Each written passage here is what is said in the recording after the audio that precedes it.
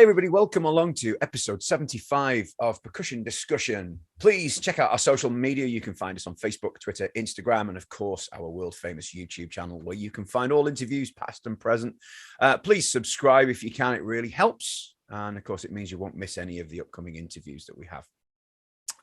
If you prefer to listen on the go, you can find all of our conversations in podcast form, and you can download those from Spotify or Apple Podcasts. Joining me today is an incredible drummer. She has a wonderful sense of humor, really quirky. I'm sure she won't mind me saying that. She's kept us entertained over lockdown with some incredible videos with some of the best drum faces ever. She has an insane talent as a drummer. She's been playing since the age of 2 years old. She's played with such people as Collier, Steve Vai, Sheila E. There's a lot of names there. And it was a real thrill to talk to her. So it gives me great pleasure to welcome the wonderful Sarah Thawer. So Sarah, thank you so much for doing this. My pleasure to be here. Thank you for having me. Oh, it's brilliant. Honestly, the pleasure is all mine. It really is. And you've been on my list for some time. I've been watching lots and lots of your online footage. But there is a lot of it, isn't there? There's a lot to wade through. And not that it's a chore at all in any shape or form, but there's plenty of it. So it's great that you're here. And you've recently moved to LA as well. That's right. I've moved to LA. It's been about 2 months. I've been coming here for about 8 years, but officially moved here. It's been 2 months and I love it. No complaints here. Yeah, no snow either. No snow. That's the best, one of the best parts. Yeah. Oh, wow. So I guess moving to LA is you're in the center of it all now. You're in the thick. Was it work reasons, the reason that you've moved? Or was it, was it just warmth? Warmth, number one. I would say mainly work reasons. Now that I'm trying to write my own music and work with different people, and I feel like everybody who I've ever wanted to play with lives here, and I felt like it's about time. I've been, working in Toronto since my teen years, and I just felt like it's now time for a change. Yeah. Oh, well, that's good. Well, best of luck with it, and it's I'm sure it'll be a huge success anyway. So, like I say, we've seen so much of you in the last few years, but for me, it was about 3 years ago when I noticed you, and like everybody else, totally blown away. I mean, where does this insane talent come from? Because it is insane in the best possible way. Wow, that means a lot to me coming from you. And, for me, I started playing drums at the age of 2, dad being a musician, playing Indian music. So it kind of just ran in the house and just started very organically. I felt like drums was love at first sight, honestly. I felt like the drums chose me rather than me saying, okay, today I'm going to play drums. Yeah. 2 years old, so you're a late starter then.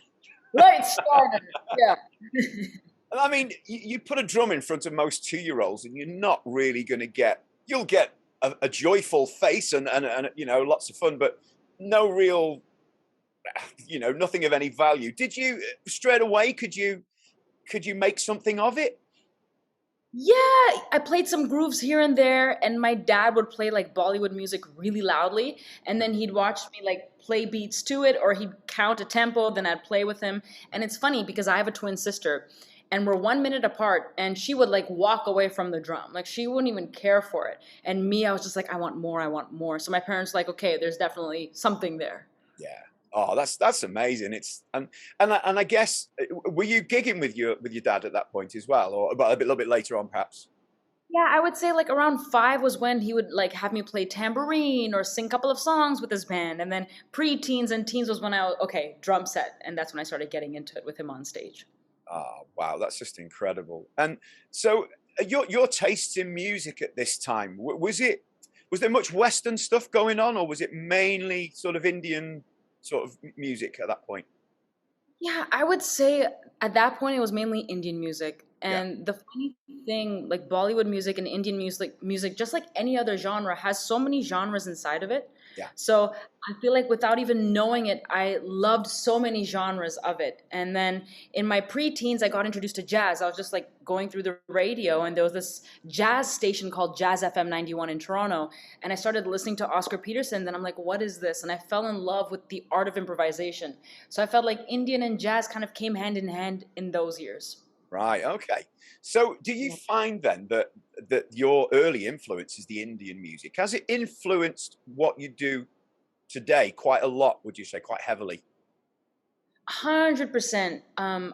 Even the concept of talas, which means a rhythmic cycle, and every rhythmic cycle has accents, and then accents that are not really accents. It's like people clap and then they wave, Mhm. and it just kind of helps you feel the beat in different ways. So I've taken that simple concept into music when I'm playing a solo or playing a vamp or playing grooves, and I love the concept of playing a rhythm and how far can you explore within that rhythm.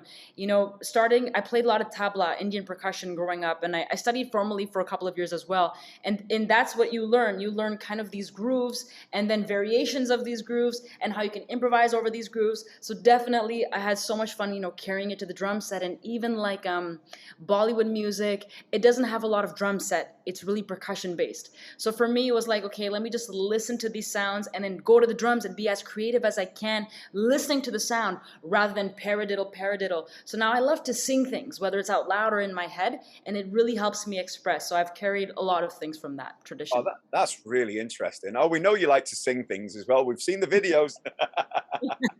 Songs about any subject doesn't really matter.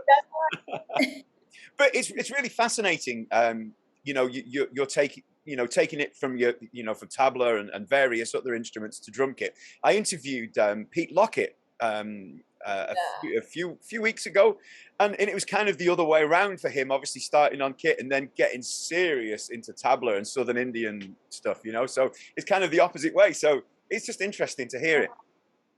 Yes. Oh, and he's incredible. We have a video together online, actually. He's one of my heroes as well. Oh, he's absolutely, he really is. He's incredible. So because I had Thomas Lang on and Pete just after they did their PASIC performance together, so I got a great insight of both sides of it. So that was very, very cool indeed. So you're gigging around with your dad and what have you. So how soon were you out doing your own thing rather than the family thing? Was that pretty soon after? So in junior high and in high school, I joined the jazz bands, and my school was very music oriented. So we played a lot of jazz festivals, and I played timpani and classical percussion and all that kind of stuff. And I would say high school, junior high was when I started playing with other people. So playing in jazz bands and started meeting other people my age. And so I would say around that time. All Yeah. right, okay. So you obviously learned to read music, obviously not words, music. Did you? Where did that come from? Was that private lessons or? Yeah. So my dad and mom forced me to take piano lessons Yeah. since I was like 5 to like 18, and I hated it so much. It just wasn't for me. And it was like Western classical piano. So that's where I really learned how to read and, understand theory. But to read drum notation was in university where I had to Okay. kind of figure that out. Yeah. Yeah. And is that something you still use to this day, or have you kind of put that to one side a little bit? Would you say? Oh, I have a session later today, and I have like two charts that I'm like kind of going through, and I definitely still use it today. Even in my practice, I read like Art of Bebop by John Ryle, New Breed, and go through all the books. So I think reading it really helps for sure. Yeah, that book is like my nemesis. I'm working my way through it slowly, and it's tricky, isn't it? It's a tricky book. Got Very tricky. lots of tricky books that I'm trying to work through. One day it'll happen. Yeah. But everyone knows how great you are on drums, but it's the joy that you bring when you play. Whether you're playing with somebody else or whether you're on your own, it's just that is it's like your own thing, isn't it, that you've got going on there. Yeah, you know what? It's so funny because I didn't even know that it was a thing until I started playing, and then everyone's like, "Sarah, your face." I'm like, "What? Like, what are you even talking about?" And then everyone's like, "Look at this picture." And I'm like, "Oh, okay." And then I started getting comments and feedback. I'm like, "Okay, like this is a cool thing that I have going on." Yeah, Yeah. I mean, it can't. I mean, it makes you smile. you know, first of all, you're blown away, and then it's like, wow, she's really enjoying this as well, you know. And I just think it's great. I think it's a, you know, you've got a great quirky character, and I mean that positively, and you know, and you have the skills to more than back it up as well. So great stuff. Thank you. Oh, dear me. Now, can I talk about drumeo? You're kind of the golden girl on drumeo. You've done so much on there, so much amazing content. That must have been a Yes. thrill. I guess they're based in your native Canada, aren't they? So Yes, that's correct. so quite an easy one for you to commute to, I suppose.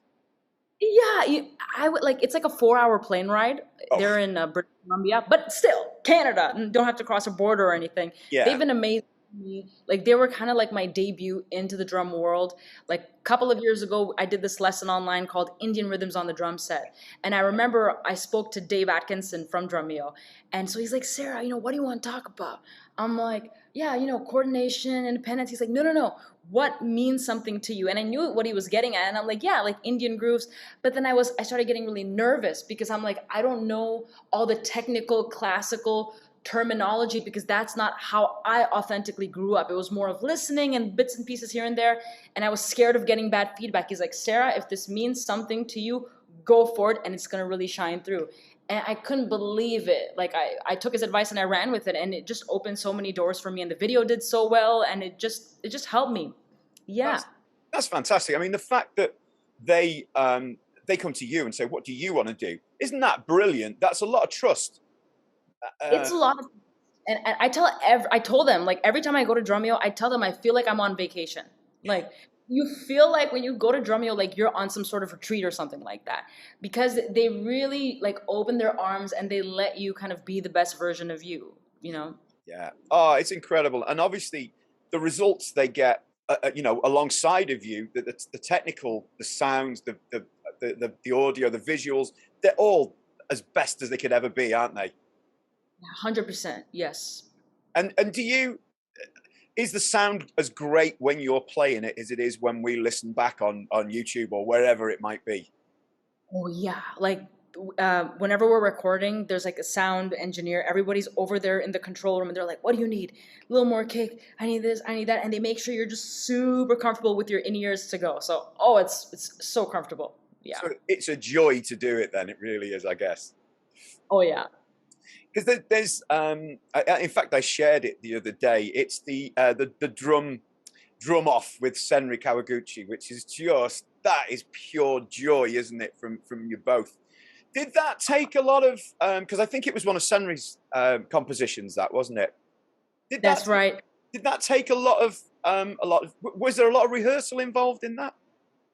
No, not at all actually, because we did like a mini clinic tour around BC, and we did a drum show. A Victoria Drum Fest we did, like a duo, and she sent the song in advance, and we just played it a couple of times. Then Drumeo came, and then we just played it. It was so chill, and it was such a friendly vibe. We just really connected, and it was so much fun, so much fun. Yeah. Oh, the results are absolutely stunning. I mean, both, you're well matched as drummers, aren't you? I mean, slightly different styles maybe, but just, you know, it's back to the smile. That smile again. It's there, isn't it? You know, it's ever present, which is great. It draws you in. It really does, and it makes it even better for my money. But there we are.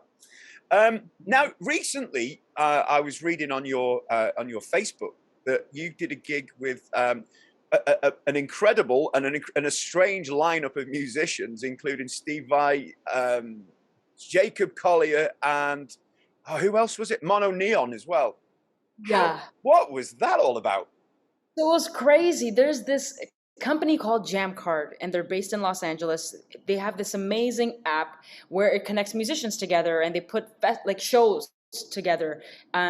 At the NAMM show, they did an event called Jam Jam where they partnered with Fender, and I played at that event as well. And I'm good friends with Elmo Lovano, who's an amazing drummer, who's the CEO of the company.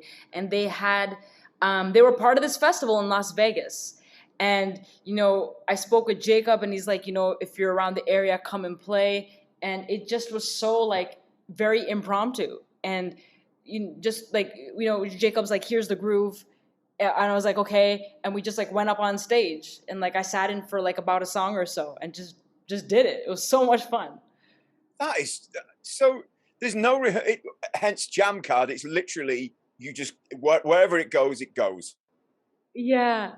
Yeah. And his set was called Jacob Collier and Friends. So he had like T-Pain, he had so many amazing musicians that came up and everyone kind of came for one or two songs. So yeah, there was like no rehearsal at all. It was just in the trailer kind of going, okay, hear this, hear that. So it was so fun. It was so organic and raw. I loved it. I loved it. Oh wow! I mean, the only footage I've seen is of your solo during it. So I was frantically looking around trying to find some footage of the actual performance. But hopefully, some might escape at some point with a little bit of luck, and we can have a look. I think they'll be up soon. There were like all these professional videographers and stuff. There should be something coming soon for sure. Yeah. Are you well within your comfort zone doing something like that? I'd imagine you would be.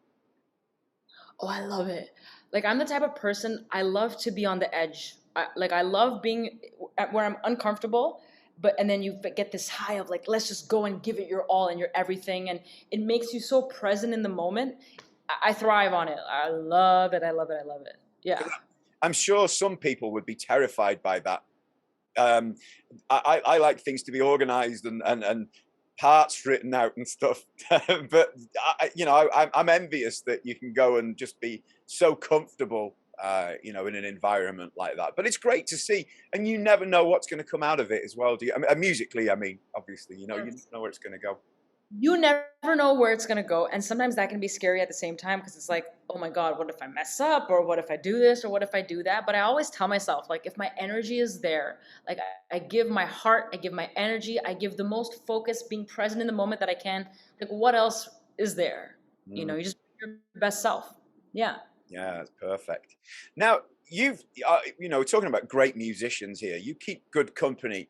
I think it's a couple of years old now, but you did the Zildjian live with Ghost Note with Sput, and wow, Hmm. what? Oh, that is. I mean, the whole thing is breathtaking. But how was it performing with that band on that day?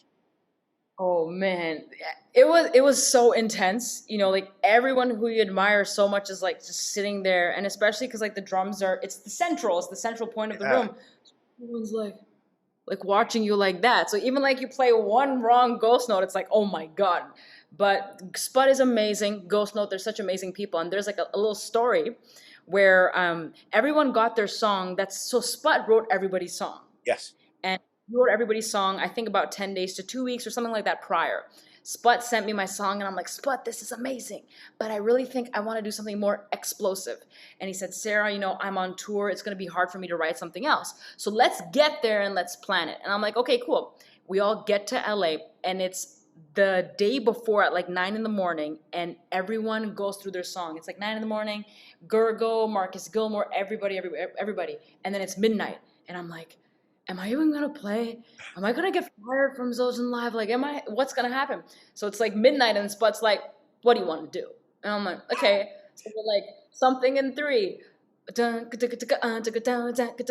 like that. Then okay. Then I want something in seven. Okay, cool. And then he's like, Ben, this chord, that chord, that chord, that chord. Okay, we did like one or two run throughs. Then the next day, just lights up, morning, record, and that was it.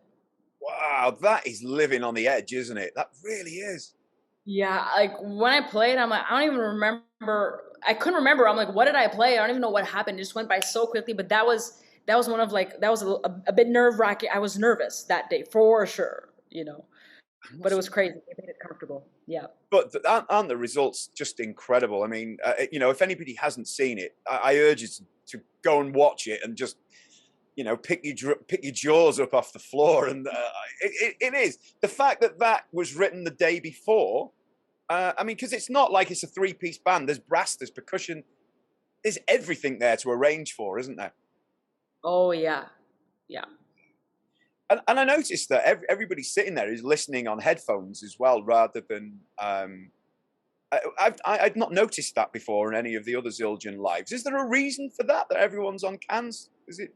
Yeah, I guess to hear like all the other instruments as well, because Right. even when Spot was talking in the mic and like doing the musical direction, so you can hear what he's saying and everything like that. And everyone kind of did 2 takes ish. So if we had to stop in between, everyone just wanted to be a part of the experience. So it was amazing. Yeah. Wow. I mean, that must have been an amazing 2 days just to be part of that, and thoroughly Great. deserved. But yeah, I might put a link to that in the at the end of it, because everyone deserves to see that, I think, because it was so enjoyable. I mean, I've written down things here. I don't write questions. I just write bullet points. But the thing you did with Sheila E was fun with two other drummers. I mean, to work with Sheila E anyway is incredible. How did that come about, Sarah? Yes. So in 2019, I was on tour with this artist named Watsky. Yes. And Watsky's a rapper, hip hop artist. And one of my good friends and an incredible drummer, Gordon Campbell, he's a good friend, and he came to watch the show. And he took a video of me, and he's good friends with Sheila. He's played with like everybody and anybody in LA. I came to LA, played the show. Gordon came, put up a video, and then Sheila's like, that video caught her eye. Yeah. And then we spoke after that, and then we kept connection. She invited me to be a part of that video, and coming to LA, I went to her house, and she's so supportive. Like, I can't even, like, it's amazing for someone to be so accomplished and to still like be so humble and give back and continue to inspire the other generations. It's crazy. Yeah. But it was really fun and nicely done as well, wasn't it? It's Oh yeah. It was. You've done such a variety of things. I mean, your videos that you produce yourself. Yeah. I mean, I'm guessing you're quite heavily into the social media thing, and you push it, and it helps, doesn't it? It gets the word out there, and the views that they get are incredible. But I've watched them for a few years now, but I find them helpful as well. You did one about let me think. It was about soloing in pajamas brackets. And that is such a nice video. It's not long, but it kind of gets I think you're talking about the E and the A of 16th notes, and it works so really nicely, Thank you. If my concept behind social media, so when I was like 16, 17, I told my mom, I don't want to be in Canada. I want to go to LA. Everyone's going on tour but me.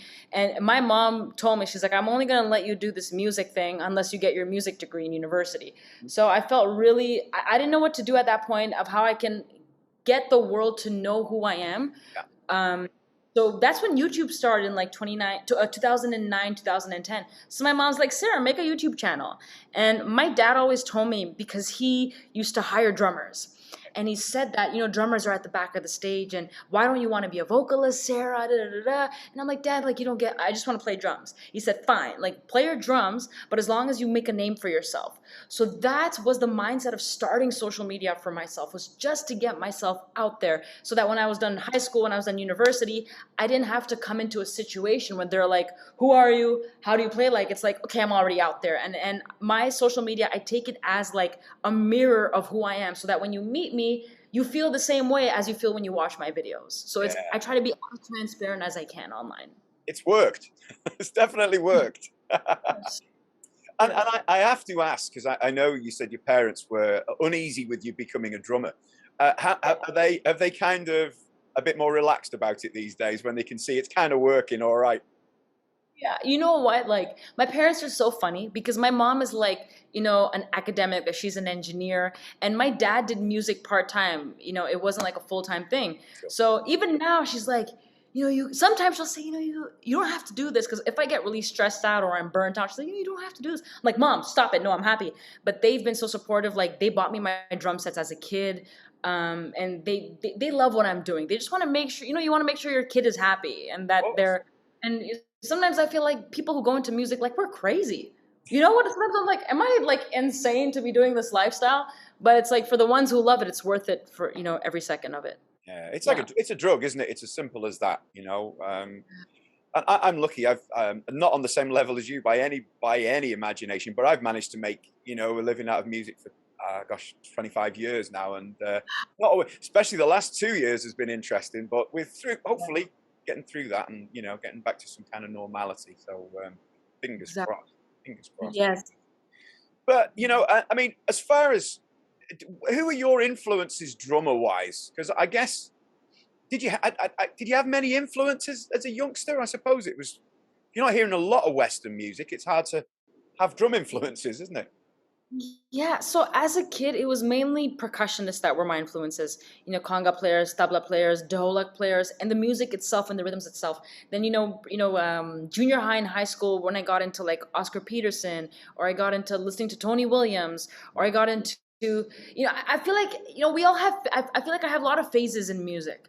I had a very heavy Latin jazz Afro-Cuban phase where I started playing with a lot of Latin jazz Cuban musicians, and I feel like now it's always fusion, and so I love like Dennis Chambers so much. Gary Novak is one of my favorite drummers as well. And I love the hip hop and jazz merged together. So I love Damian Reed, I love Chris Dave, I love Justin Tyson. The names, yeah, it's like literally everybody. You know what I mean? I just love drums. Yeah. Yeah, and listening to drummers. So essentially, you're a sponge. You just soak it all in, and I mean, the fact that you've got so many influences and you play so many diverse styles, it's going to open you up to any kind of work, isn't it? Basically, you're a chameleon, aren't you? You just go and slot in and do it and do a great job, and simple as that.